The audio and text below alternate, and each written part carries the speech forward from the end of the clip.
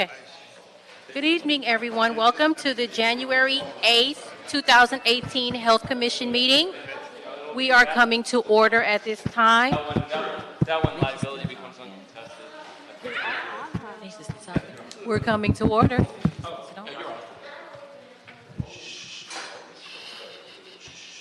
Happy New Year, everyone. Welcome to the January 8th, 2018 City of Los Angeles Health Commission meeting. Can we please have roll call? Hisrich? Here. Cotto? Here. Aussie? Here. Sharp?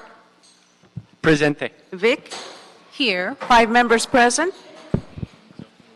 No quorum. Okay, so we do not have a quorum this evening.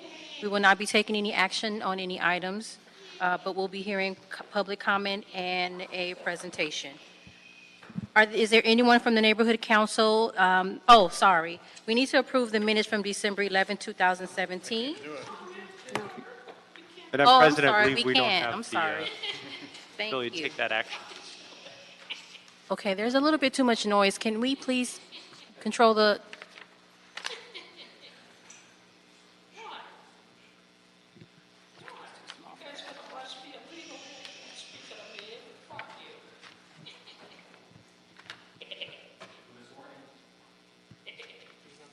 He needs a warning, please. Is there anyone from the Neighborhood Council that needs to make a comment this evening or that would like to make a comment? No. There was no. He's not from the Neighborhood Council? From the BHNO Boyle Heights Neighborhood Organization, Okay, sorry, I'd sir. like to reflect the negative declaration as to why the unhealthy commission meeting from Monday, January 8, 2018 does not have a quorum. So there's no written card for you for Neighborhood Council. Can you please submit a card? I submitted a card. Is one of these one of those cards? I voted in the box. You didn't submit anything to the city clerk's office. You had to submit something to the city clerk's office in writing, a resolution or an impact statement. You did not.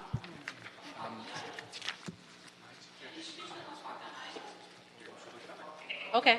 So we'll move your comment to public comment if that is okay. Okay.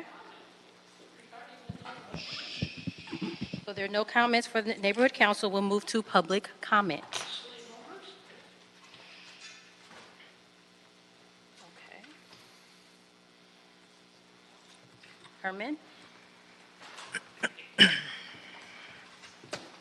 I'd like to submit for the record that in violations of the Baines Act 422.6 and 52.1, that you cannot suppress, coerce, intimidate, and threaten peoples in a public meeting under 42 USC 121.01, which is discrimination against anyone who has a disability, such as myself, for the record. So fuck you, Matthew Sharp, 42 USC 1983. That's my First Amendment. And under the Second Amendment, I can't wait for Trump to wipe out every fucking North Korean off the continent of the earth for fucking up my America by threatening us that you're going to do what? Push a nuclear weapon against America? Fuck you. In addition to all this criticism under the Brown Act, as I mentioned under the Baines Act, don't suppress me. Don't coerce me in what you want me to say from my heart and from my mind. I had 3 weeks to relax and figure out that you are one bunch of fucked up people in Health Commission. You haven't done nothing to help people who suffer mental health under Assembly Bill 1618. No fucking place like home. Kevin De Leon, Assembly Bill. In addition to HHH, you haven't done one fucking thing to make people's lives better who are African American living on the street like bunch of skunks and scumbags, like the way you look at us, Mr. Sharp. In addition to the other population of minorities who are like myself. Stop discrimination. Stop hating African Americans. Stop the hatred and racism that you bring prejudice to this commission meeting. Do your fucking job and get this activity of Health Commission rolling to provide adequate, affordable housing.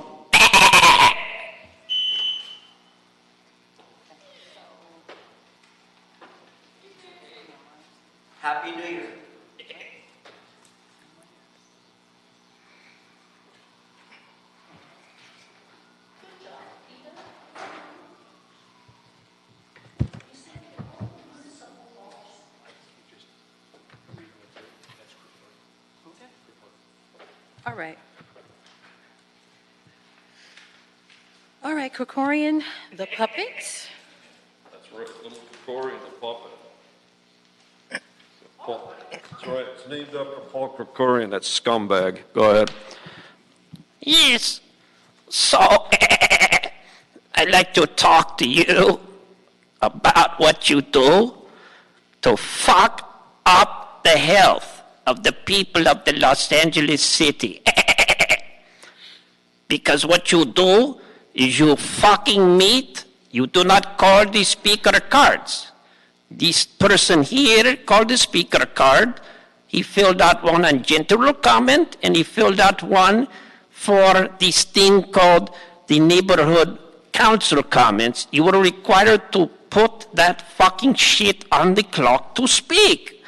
And like the dumb fucking goats that you are, you just continue to graze while everybody around you dies and gets shot by the police department, and Herb Wesson, the slave owner on the 4th floor, takes and puts a fucking TRO against a lawyer who has been in good standing for 22 years and calls him a fucking racist.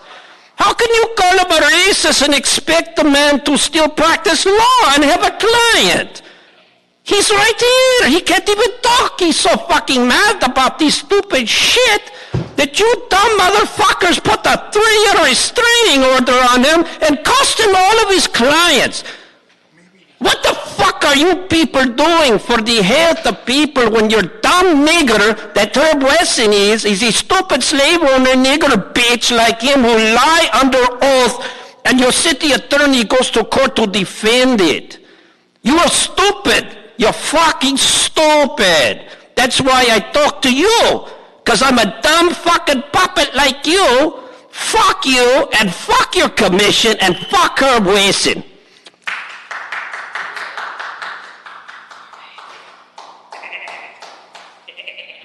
Item number 1, presentation on the closure of Pacific Alliance Medical Center. Not for item 1. No, for, this is item 2. We still can't take public comment without addressing the item?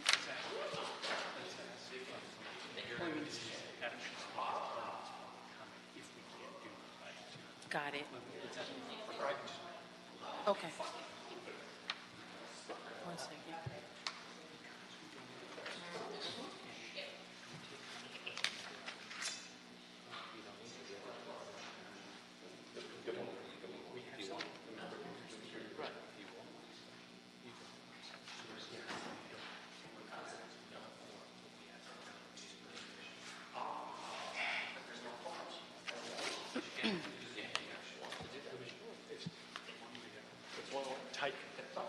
So how do we want to do that?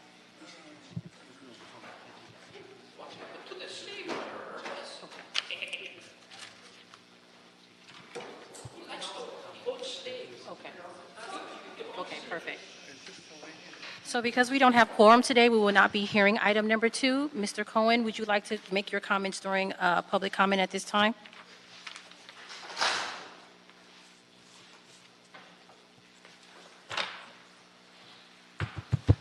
Good evening. My name is Adam Cohen. I'm the Director of Advocacy and Policy Research for AIDS Healthcare Foundation.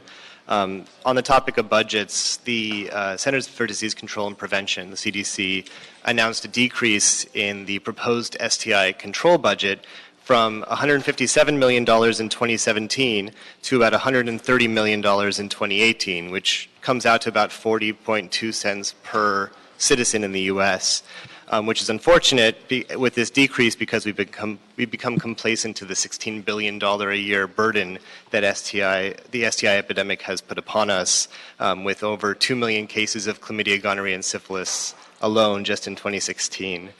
So the problem then is, as we allow for chlamydia, gonorrhea, and syphilis rates to increase every single year, we are ignoring the detrimental effects of these infections, as well as not preparing ourselves for the onslaught of new sexually transmitted infections. And I'm referring in this case to Zika, which the CDPH, the California Department of Public Health, announced last week there was a sexually transmitted case of Zika in the state, as well as infections that are very much unknown to most healthcare professionals, like Mycoplasma genitalium, which mimics chlamydian gonorrhea but is not chlamydian gonorrhea. And of course, the rising percentage of drug-resistant gonorrhea, in which no clinics are designed essentially to test for gonorrhea drug resistance, which means we're treating people with gonorrhea without knowing if they're actually carrying a resistant strain. So STI prevention dollars, which again are decreasing, not only in the US but also in LA County, represents a long-term investment, and we are unable now to avert significant healthcare costs as a result. So I hope you focus something when it comes to LA County on the budget for STIs. Thank you.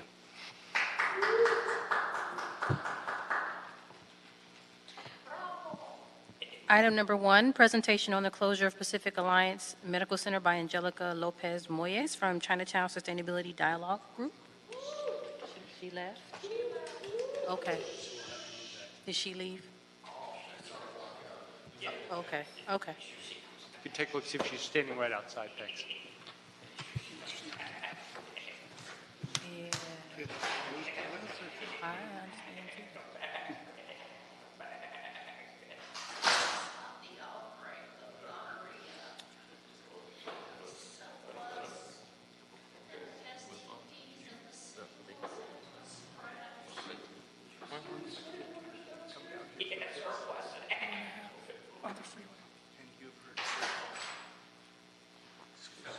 Oh, okay. She didn't want to do it, or?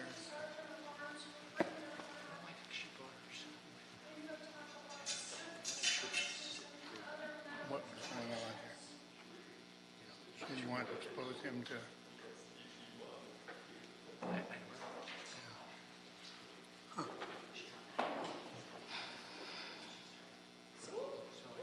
Should I take public comment now?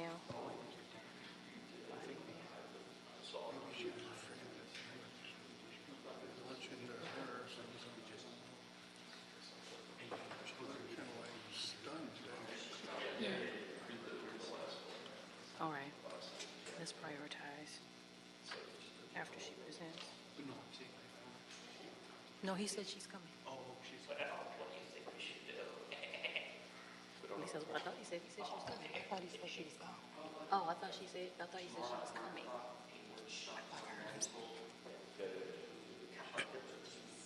Oh, he's coming. I was like, oh, she was We'll take it short.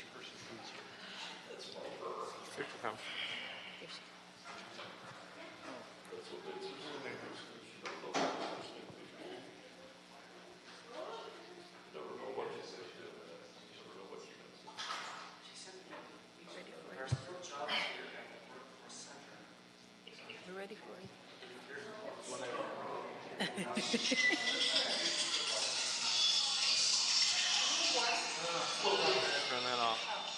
But you can still present, though. Hello?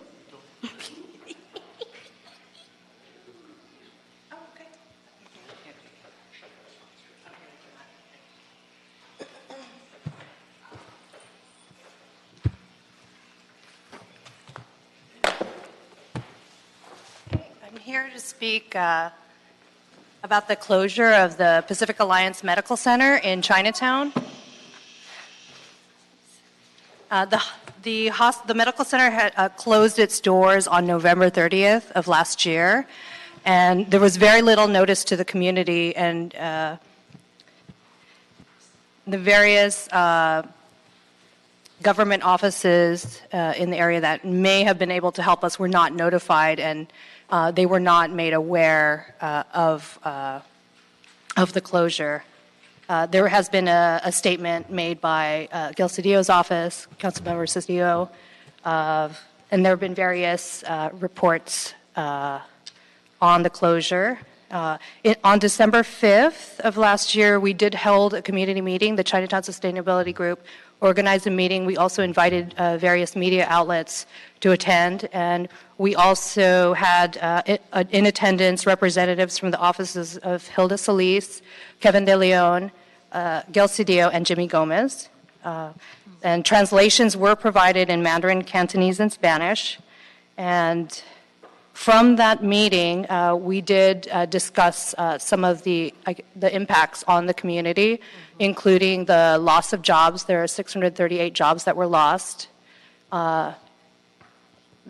Also the impact on local businesses, as well as the loss of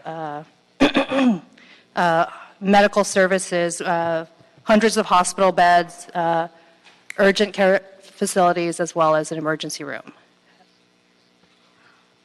Currently, we do have very limited services available in Chinatown. There's Allied Practice, which serves only members, HMO members. And there's also the Chinatown Service Center, which has only a clinic, so there are no urgent care facilities available, nor emergency services. We have had residents in the area referred to nearby hospitals, emergency rooms, and what we've heard and has been shared at that community meeting in December is that there's no language support. So it's not just Mandarin Cantonese, but there are many dialects. There members of the community speak and require when they're communicating their needs.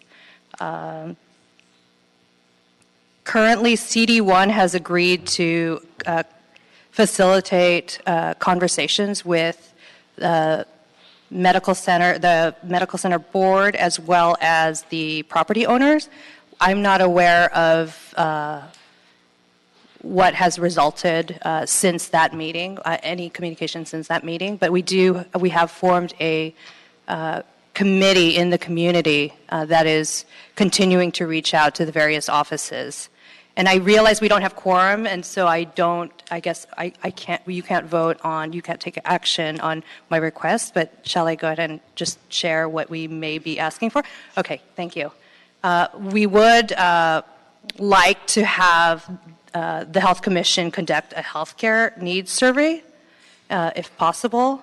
And when determining the scope of the survey, we'd like to consider quality of available healthcare, assess facility needs, number of beds, urgent care, and emergency rooms, and also consider access to health services. We have large numbers in our neighborhood.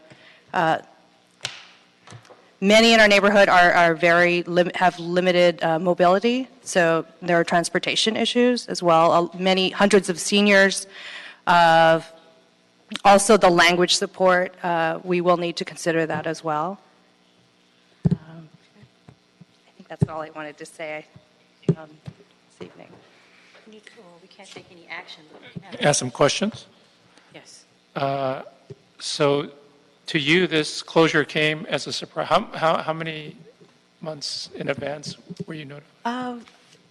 I heard about it, and other leaders in our community started to hear about this in, I believe, October. So early to mid-October, and the closure was on November 30th.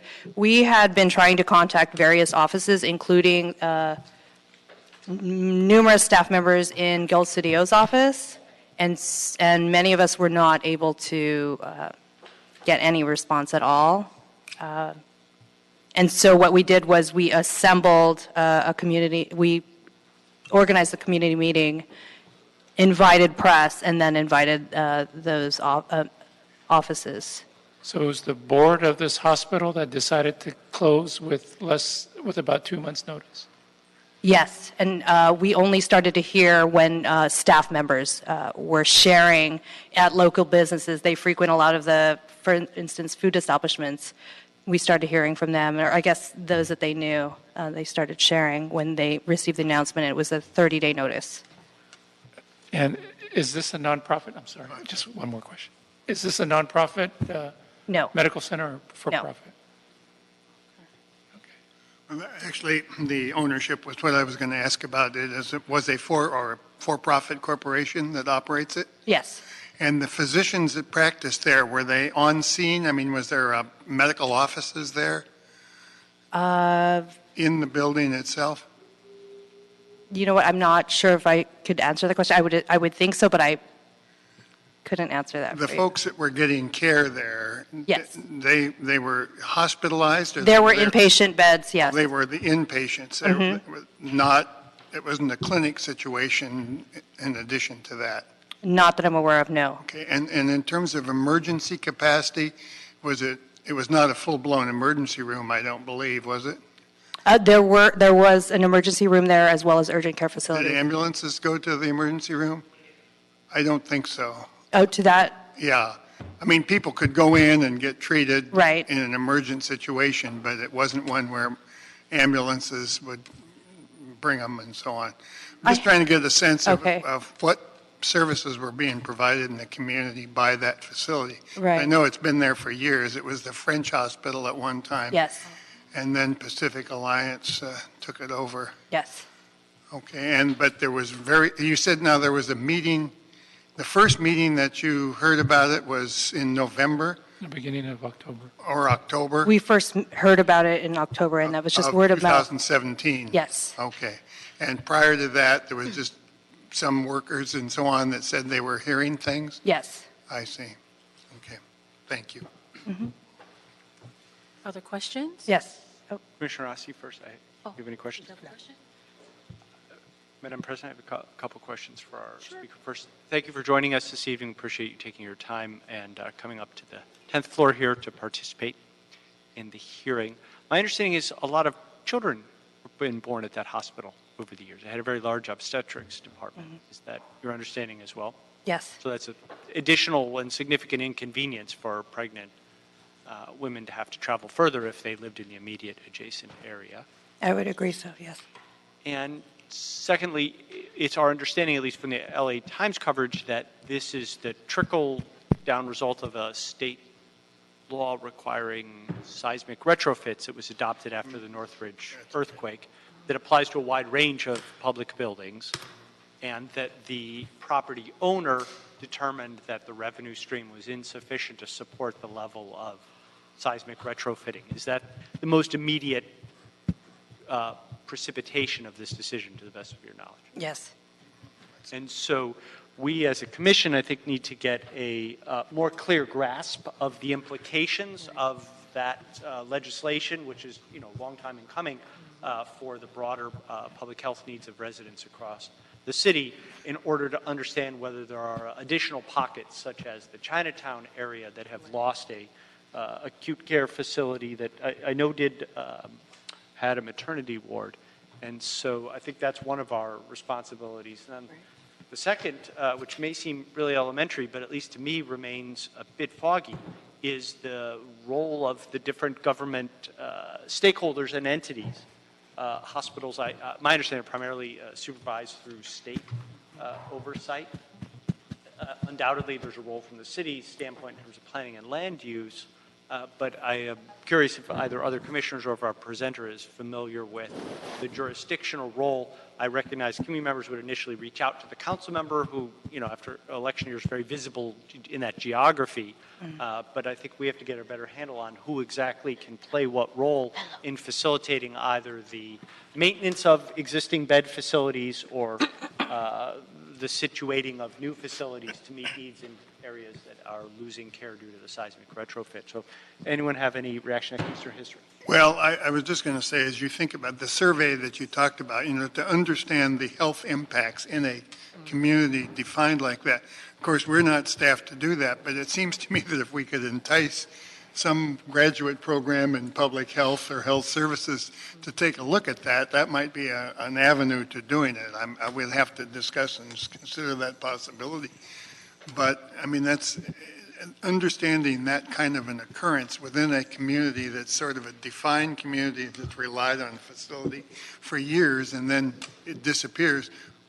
What do? I mean, to know who their patient clientele was, what they're doing now. I mean, presumably some of the elderly folks, senior citizens, would be really sort of trapped in a way that they don't get somewhere else. I mean, I guess they could go to big county or something. It's probably the avenue that they would look for. We'll have to consider how we might entice some group or discuss with some group the possibility, yes, for future years too. Anyway, I was just trying to figure out how to get there. Right. So to your knowledge, did the board provide any transitional services to the community to offer resources locally with the closure? To my knowledge, no, and I've been told and I've had heard from patients trying to get in. They were actually turned away and told to go to other hospitals in the San Gabriel Valley as well as further into, I guess, south into downtown.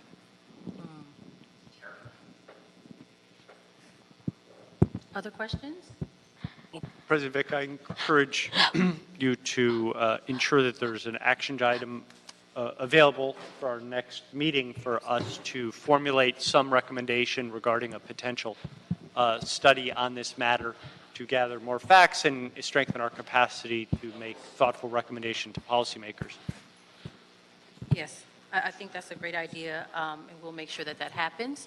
One question I had, what's the address of the hospital? I don't know where it is. Like Hill and Alpine, is that about right? It's College and College Yale. and Hill. College and Yale.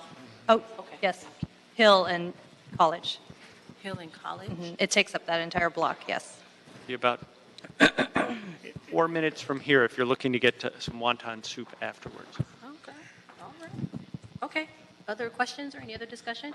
No, I was just going to observe that, it's sort of interesting that hospital, as a French hospital, was formed when the French community was there, concentrated, and their community group stepped forward and started that hospital. Sort of segue now, 100 years later, we have a community that's still in need, but now trying to figure out who's going to step forward and figure out what to do is what you're looking for us to do. And just an observation, no action I can bring up. Thank you so much. Thank you for the opportunity to share. Yeah, I mean, it's Hello. We have three comment cards for item number 1. James Garcia. Is that correct? Is that James? Oh, Barbara.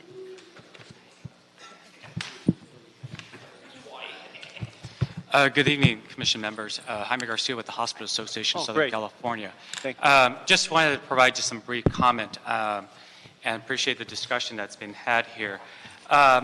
First of all, I think it's important to point out that the Pacific Alliance Medical Center does not own the property. And there was mention there that the seismic mandate. So the inability for the hospital to achieve seismic compliance would result in state closure by the state. So it's not an issue simply that this hospital simply decided to close its doors, but rather if it's going to be mandated to make huge investments of millions of dollars into seismic compliance, then I think the hospital really was interested in doing that, but it had to purchase the property to really make that commitment. I think it's also important to note that I think it was kind of misstated. The facility never had an emergency department. So it was never receiving 911 ambulance traffic. That traffic was going to other surrounding area hospitals. It could be LA County, White Memorial, California, and maybe Good Sam. So the hospital owners did provide notification to the appropriate regulatory bodies, whether it's Department of Public Health. The county was notified as well of the pending closure. The county, for your information, is required to do a study in terms of the impact of a hospital closure. If there's an emergency room, this county did not conduct a study because there was no emergency room. So in terms of admissions into the facility, those were only through physician orders. It wasn't because they offered emergency services for walk-in individuals or because it was receiving ambulance traffic. Again, there was no operating emergency department. So if you really are looking at it from the impact on the 911 system, there was no impact to the 911 system. So I think that's important to note. And I think in terms of the other item, I think it's important just to know is that appropriate notification was provided. Whether it's, my understanding is there were notices posted on the doors of the facility that the closure was taking place. Thank you. Thank you. May I ask a question? Sure. I am familiar with the fact that when an emergency facility, I think you can't ask questions. oh, it's not, okay, I thought it was, After. okay, but. Yes. Okay, Herman?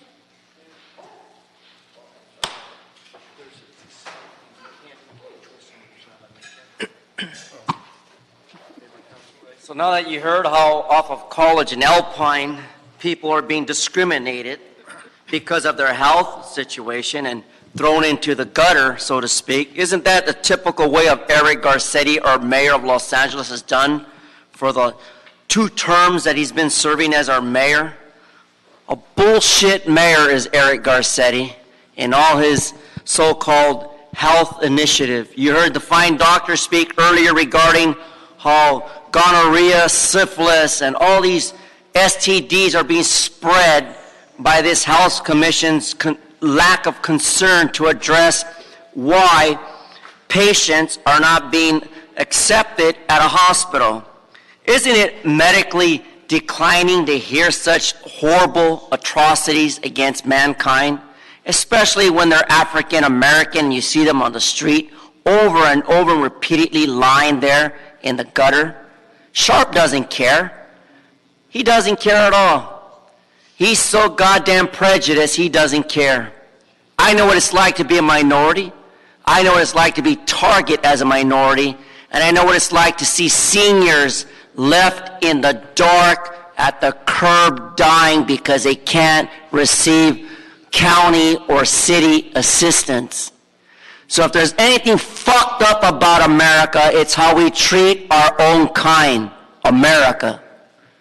So thank you, Trump, for investigating the Health Commission soon in regards to my complaint to the Department of Justice, because we have a racist piece of shit garbage man named Matthew Sharp who doesn't reflect anything positive Speaker's for off people topic, who are in medical need of Obamacare. Fuck you too, attorney.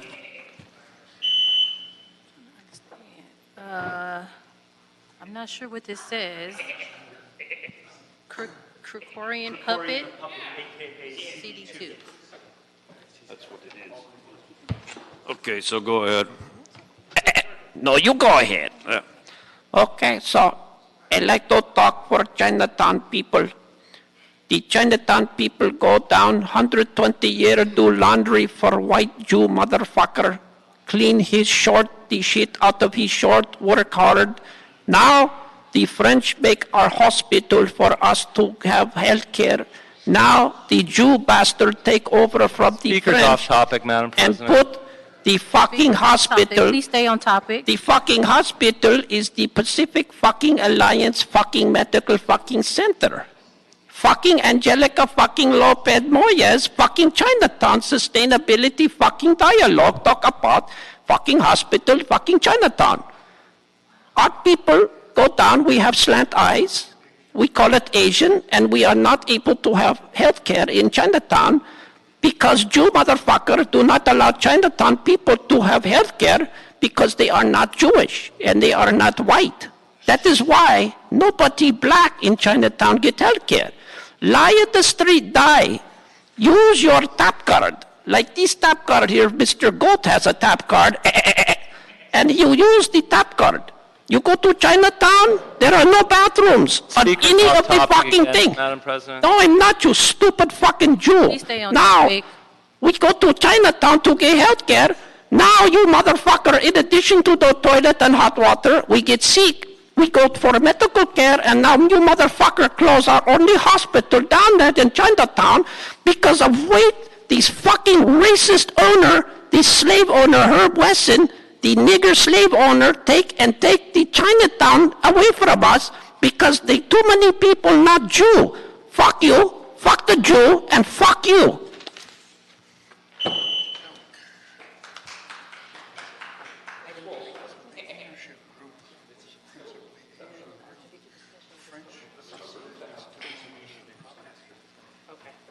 All righty.